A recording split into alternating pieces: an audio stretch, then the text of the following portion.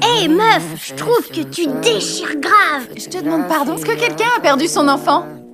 Tu vois ce que je veux dire? Si j'avais le corps qui va avec mon âge, je la défoncerais cette petite. Ok. Toi, il faut que tu te calmes. Dylan a été uploadé à Lakeview à l'âge de 6 ans, mais ses parents ont toujours refusé de payer une mise à jour de son apparence. Résultat, à 18 ans, il n'a même pas le moindre poil pubien. Pendant ce temps-là, son petit frère peut déjà venir au bal avec sa deuxième petite amie. Au moment où Dylan touche le fond, Luke lui apporte une lueur d'espoir. Sur une appli de rencontre, il a matché avec 2 filles notées 9 sur 10. Oh, super sexy, je choisirais la grande, moi. Mais t'as pas l'âge, toi. Je suis en train de parler à mon rabat. Le rendez-vous est fixé à l'étage de l'hôtel. C'est l'endroit où les vivants viennent faire la fête dans le monde virtuel. Mais eux, les uploadés, n'ont tout simplement pas le droit d'y entrer. Luke propose alors d'aller au marché gris pour acheter un code piraté auprès d'un hacker, un lieu qu'on appelle le Darknet du monde virtuel. Après beaucoup d'insistance, Nathan accepte de les y emmener juste pour un passage éclair. Messieurs, puis-je vous aider? Cette zone est interdite. Non, monsieur. Petit monsieur, attendez. Monsieur Brown. Non, sérieusement, c'est dangereux, monsieur Brown. Horizon ne sera pas tenu responsable de la corruption d'un avatar. Dans cette zone grise aux codes instables, un compte à rebours apparaît au-dessus de leur tête.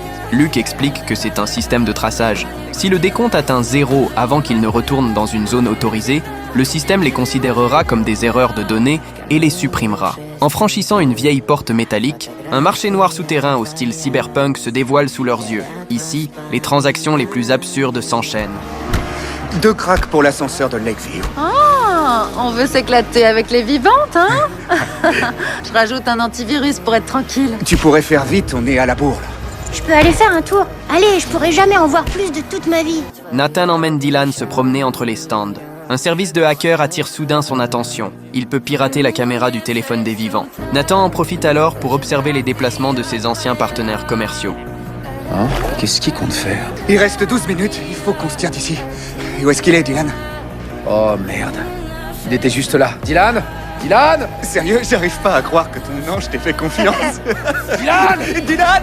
Après avoir cherché un moment, ils retrouvent enfin Dylan en train de se faire implanter un code de croissance. Mais le compte à rebours touche à sa fin. Il l'arrache rapidement de là et s'enfuit, sans se rendre compte que le code installé a inversé le genre, et qu'un énorme malentendu est sur le point d'exploser.